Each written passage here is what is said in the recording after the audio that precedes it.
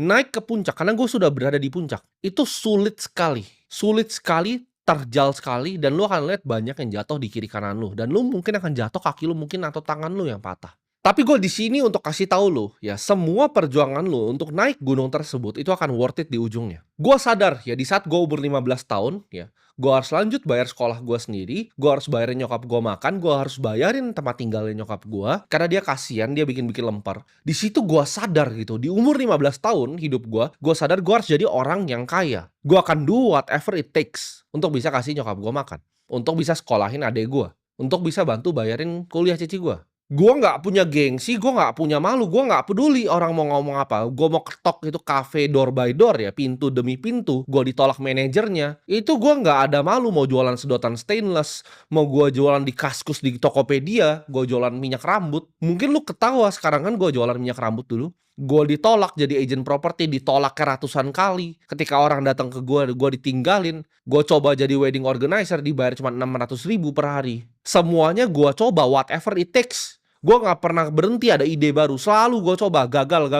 Gue coba, gagal, gue coba lagi. Gue itu ketika miskin ya, ketika gue gak punya duit dan gue lihat nyokap gue sulit, itu gue gak bisa tidur malam-malam. Gue gak paham lu orang-orang miskin yang bisa tidur dengan tenang. Gue bisa lihat tuh orang di gubuk gitu kan tidur tenang, goblok orang itu.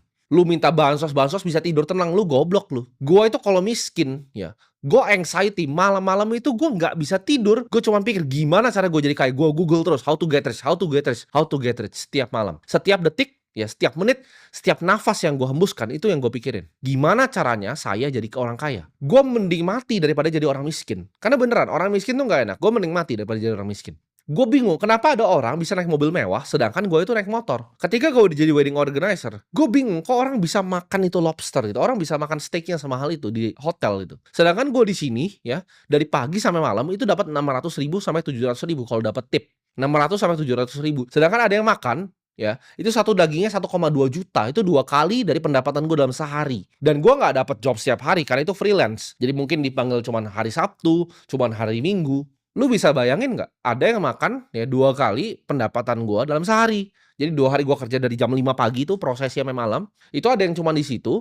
Makan lagi. Di situ gue tahu ini nih orang main gamenya beda nih sama yang gue mainin nih. Ada yang dia tahu yang gue nggak tahu. Dan di situ gue coba untuk cari tahu. Gue nggak bisa mikirin hal lain selain jadi kaya. Gue dulu mikir oke, kalau gue kaya gue akan bawa nyokap gue terserah dia mau jalan-jalan kemanapun. Dan sekarang sebulan ya nyokap gue bisa jalan 2-3 kali.